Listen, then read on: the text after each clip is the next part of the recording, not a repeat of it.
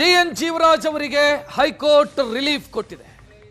ಮೊನ್ನೆ ಮತ ಮರು ಎಣಿಕೆಯ ನಂತರ ಅವರ ವಿರುದ್ಧ ದಾಖಲಾಗಿದ್ದಂಥ ಎಫ್ಐಆರ್ಗೆ ಈಗ ತಡೆ ನೀಡಲಾಗಿದೆ. ಎಫ್ಐಆರ್ಗೆ ತಡೆ ಕೋರಿ ಜೀವರಾಜ್ ಅವರು ಹೈಕೋರ್ಟ್ ಮೆಟ್ಟಿಲು ಹತ್ತಿದ್ರು.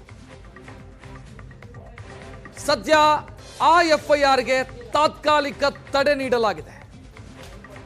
ಮೇ 7ರವರೆಗೆ ವಿಚಾರಣೆಯನ್ನು ಮುಂದೂಡಲಾಗಿದೆ. ಮೇ 7ಕ್ಕೆ ವಿಚಾರಣೆಯನ್ನು ಮುಂದೂಡಲಾಗಿದೆ. ಅಲ್ಲಿಯವರೆಗೆ ಎಫ್ಐಆರ್ಗೆ ತಡೆ ನೀಡಲಾಗಿದೆ.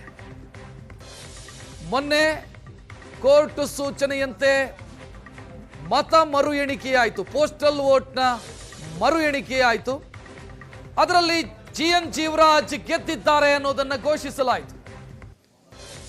ಅದಾದ ಬಳಿಕ ಡಿಎನ್ ಜೀವರಾಜ್ ಅವರ ವಿರುದ್ಧ ಕಾಂಗ್ರೆಸ್ ಕಾರ್ಯಕರ್ತ ಸುಧೀರ್ ಕುಮಾರ್ ಮರೋಳಿ ದೂರು ಕೊಟ್ಟಿದ್ರು. ಆ ದೂರಿನ ಆಧಾರದ ಮೇಲೆ ಎಫ್ಐಆರ್ ಆಗಿತ್ತು.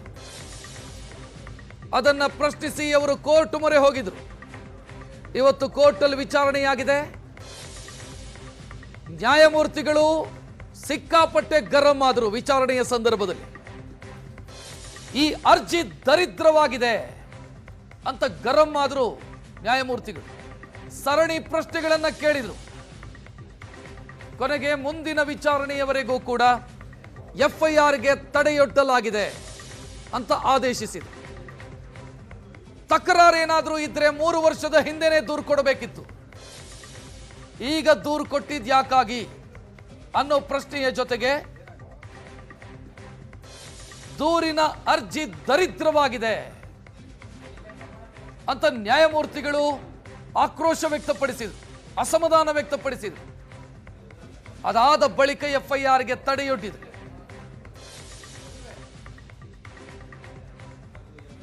ತಪ್ಪುಗಳಾಗಿದ್ರೆ ರಿಟರ್ನಿಂಗ್ ಆಫೀಸರ್ ದೂರು ಕೊಡಬೇಕಿತ್ತು. 3ನೇ ವ್ಯಕ್ತಿ ಹೇಗೆ ದೂರು ಕೊಡೋದಕ್ಕೆ ಸಾಧ್ಯ ಈ ಕೇಸಲ್ಲಿ?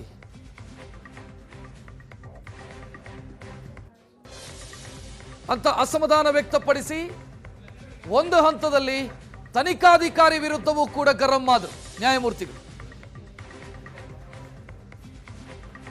ಹೆಚ್ಚಿನ ಡೀಟೇಲ್ ನೀಡೋದಕ್ಕೆ ನಮ್ಮ ಪ್ರತಿನಿಧಿ ರಮೇಶ್ ಫೋನ್ ಸಂಪರ್ಕದಲ್ಲಿ.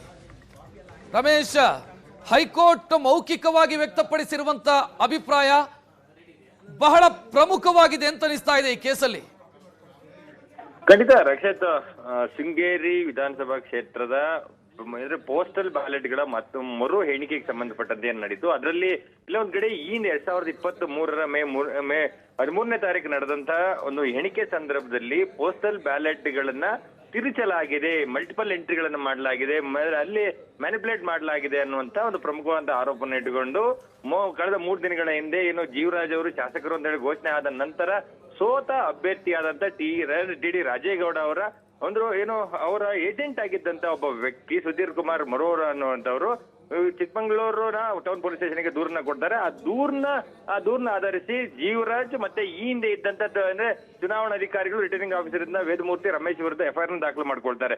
ಅದರಲ್ಲಿ ಏಟು ಆಗಿರುವಂತಹ ಜೀವರಾಜ್ ಅವರು ಹೈಕೋರ್ಟ್ಗೆ ನಿನ್ನೆ ಒಂದು ಅರ್ಜಿಯನ್ನ ಸಲ್ಲಿಸಿ ಈ ಅರ್ಜಿಯನ್ನ ಅಂದ್ರೆ ಈ ಎಫ್ಐಆರ್ ನ ರದ್ದು ಮಾಡಬೇಕು ಅನ್ನುವಂತ ಮನವಿಯನ್ನ ಕೂಡ ಮಾಡ್ಕೊಂಡಿದ್ರು. ಅದಕ್ಕೆ ಸಂಬಂಧಪಟ್ಟಂತೆ ಇವತ್ತು ವಿಚಾರಣೆಗೆ ಬಂದಂತ ಸಂದರ್ಭದಲ್ಲಿ ಇಡೀ ಅಂದ್ರೆ ದೂರು ಮತ್ತೆ ಎಫ್ಐಆರ್ ಮತ್ತೆ ಅಲ್ಲಿ ಅನುಸರಿಸಿರುವಂತಹ ಪ್ರಕ್ರಿಯೆಗಳನ್ನ ಗಮನಿಸಿದಂತ ನ್ಯಾಯಪೀಠ ಸಾಕಷ್ಟು ಗರಂ ಆಗಿರುವಂತದ್ದು. ಅಂದ್ರೆ 3 ವರ್ಷಗಳ ಹಿಂದೆ ಅಂದ್ರೆ 2023 ಎಣಿಕೆ ಸಂದರ್ಭದಲ್ಲಿ ತಪ್ಪುಗಳಾಗಿದೆ, ಮಲ್ಟಿಪಲ್ ಎಂಟ್ರಿಗಳಾಗಿದೆ, ಅಲ್ಲಿ ತಿದ್ದುಪಡಿ ಮಾಡಲಾಗಿದೆ ಅನ್ನುವಂಥದ್ದಾದ್ರೆ ಅವತ್ತು ದೂರನ್ನ ಕೊಡಬೇಕಾಗಿತ್ತು. ಅವತ್ತು ಸೋತ ವ್ಯಕ್ತಿಯ ಪರವಾಗಿ ಈ ರೀತಿಯಾದಂತಹ ಒಂದು ಮಲ್ಟಿಪಲ್ ಎಂಟ್ರಿಗಳಾಗಿದೆ, ಅಲ್ಲಿ ತಿದ್ದುಪಡಿ ಮಾಡಲಾಗಿದೆ ಅನ್ನೋದನ್ನ ನಂಬಲಿಕ್ಕೆ ಸಾಧ್ಯ ಆಗುತ್ತಾ? ಇವತ್ತು ಸೋತಿದ್ದಾರೆ ಅನ್ನುವಂತ ಕಾರಣಕ್ಕಾಗಿ ಇವತ್ತು ಬಂದು ದೂರು ಕೊಡುವಂತದ್ದು ಎಷ್ಟು ಮಟ್ಟಿಗೆ ಸರಿ ಅನ್ನುವಂಥದ್ದನ್ನ ಇಲ್ಲಿ ಪ್ರಶ್ನೆ ಮಾಡಿರುವಂತದ್ದು. ಮತ್ತೆ ಪೊಲೀಸ್ ಮತ್ತೆ ಸ್ಟೇಟ್ ಏನಿದೆ ಅಂದ್ರೆ ಒಂದು ಎಕ್ಸಿಕ್ಯೂಟಿವ್ ಏನಿದೆ ಅವರ ವಿರುದ್ಧವೂ ಕೂಡ ಆಗಿರುವಂತದ್ದು ಯಾವ ಸರ್ಕಾರ ಇದೆ, ಯಾರೋ ಬಂದು ದೂರನ್ನ ಕೂಡ ಕೊಡ್ತಾರೆ ಅಂದ್ರೆ ನೀವು ಹೆಂಗೆ ಎಫ್ಐಆರ್ ನ ದಾಖಲು ಮಾಡ್ತೀರಿ ಅನ್ನುವಂಥದ್ದನ್ನು ಕೂಡ ರಾಜ್ಯ ಸರ್ಕಾರಕ್ಕೂ ಕೂಡ ತರಾಟೆ ತೆಗೆದುಕೊಂಡದ್ದು ಇಲ್ಲಿ ಗಮನಾರ್ಹ ವಿಚಾರ ಆಗಿರುವಂತಹದ್ದು. ರಕ್ಷಿತ್, ಮತ್ತೆ ಜೊತೆಗೆ ಬೆಳ್ಳಿಯಪ್ಪ ಎಲ್ಲೊಂದ್ ಕಡೆ ತಾವು ಎಫ್ಐಆರ್ ನ ಪೊಲೀಸರು ಎಫ್ಐಆರ್ ದಾಖಲು ಮಾಡ್ಕೊಂಡ್ರಂತ ಸರಿ ಅನ್ನುವಂಥದ್ದು ಅಂದ್ರೆ ಅದನ್ನ ಸಮರ್ಥನೆ ಮಾಡ್ಕೊಳ್ಳುವಂತ ಪ್ರಯತ್ನಗಳನ್ನ ಮಾಡ್ತಾರೆ. ಆದ್ರೆ ಆ ಒಂದು ವಾದವನ್ನ ನ್ಯಾಯಪೀಠ ಕೇಳಲಿಕ್ಕೆ ಸಾಧ್ಯ ಆಗೋದಿಲ್ಲ. ಆದ್ರೆ ಇಲ್ಲಿ ಟ್ಯಾಂಪರಿಂಗ್ ಆಗಿದೆ ಅನ್ನುವಂಥದ್ದಾದ್ರೆ ರಿಟರ್ನಿಂಗ್ ಆಫೀಸರೇ ಬಂದು ದೂರನ್ನ ಕೊಡಬೇಕಾಗಿತ್ತು. ಯಾರ್ದೋ ಮೂರನೇ ವ್ಯಕ್ತಿ ವಿರುದ್ಧ ದೂರನ್ನ ಕೊಡಿಸಿರುವಂತದ್ದು ಎಷ್ಟು ಮಟ್ಟಿಗೆ ಸರಿ ಅನ್ನುವಂಥದ್ದು. ಮತ್ತೆ ಇಲ್ಲಿ ದೂರನ್ನ ಒಂದಿಷ್ಟು ಓದಿದಂತ ನ್ಯಾಯಾಧೀಶರು ಅಲ್ಲಿರುವಂತದ್ದು ಅಂದ್ರೆ ದೂರೇ ಕೆಟ್ಟದಾಗಿದೆ, ದರಿದ್ರವಾಗಿದೆ. ಇಲ್ಲಿ ಅಂಚೆ ಮತ ಎಣಿಕೆಯ ದಾಖಲೆ ಅಂದ್ರೆ ಒಂದ್ ಕಡೆ 8 ಮತಗಳ ಸಂಬಂಧಪಟ್ಟಂತೆ ಹೊಸದಾಗಿ ರಿಎಂಟ್ರಿ ಬರ್ತದೆ, ಅದರಲ್ಲಿ 5ರ ಲೆಕ್ಕವನ್ನು ಕೊಡ್ತಾರೆ, ಇನ್ನು 3 ಲೆಕ್ಕವನ್ನೇ ಕೊಡೋದಿಲ್ಲ ದೂರಿನಲ್ಲಿ. ಸೊ ಅದನ್ನು ನೋಡಿದ್ರೆ ಇದೊಂದು ದರಿದ್ರವಾದಂತ ದೂರ ಆಗಿದೆ ಅನ್ನುವಂಥದ್ದು. ಮತ್ತೆ ಆ ಸಂಬಂಧಪಟ್ಟದಲ್ಲಿ ರಿಟರ್ನಿಂಗ್ ಆಫೀಸರ್ ನ ಎಂಟ್ರಿ ಏನು ಅಂದ್ರೆ ಹಿಂದೆ 2023 ರಿಟರ್ನಿಂಗ್ ಆಫೀಸರ್ ರಿಎಂಟ್ರಿ ಮಾಡಿದ್ದಾರೆ, ಎಂಟ್ರಿ ಮಾಡಿದ್ದಾರೆ ಅಂತ ಹೇಳಲಿಕ್ಕೆ ಪ್ರಯತ್ನವನ್ನ ಮಾಡ್ತಾರೆ. ಆದ್ರೆ ಸಂಪೂರ್ಣವಾದಂತ ವಾದ ಪ್ರತಿವಾದವನ್ನ ಆಲಿಸಿದಂತೆ ನ್ಯಾಯಪೀಠ 7ನೇ ತಾರೀಕು ವಿಚಾರಣೆಯನ್ನು ಮುಂದೂಡಿರುವಂತದ್ದು. ಅಲ್ಲಿಯವರೆಗೆ ಈ ಒಂದು ತನಿಖೆಗೆ ತಡೆಯಾಜ್ಞೆ ನೀಡಿದೆ. ಅದರ ಜೊತೆಗೆ ಸರ್ಕಾರ ಎಲ್ಲ ಇದಕ್ಕೆ ಸಂಬಂಧಪಟ್ಟಂತ ದಾಖಲೆಗಳನ್ನ ಮತ್ತೆ ಅದಕ್ಕೆ ಸಂಬಂಧಪಟ್ಟಂತೆ ಪ್ರತಿವಾದವನ್ನು ಸಲ್ಲಿಸಲಿಕ್ಕೆ ಅವಕಾಶವನ್ನು ಮಾಡಿಕೊಟ್ಟಿರುವಂತದ್ರ ಜೊತೆಗೆ ಏತ್ರಿ ಆಗಿರುವಂತ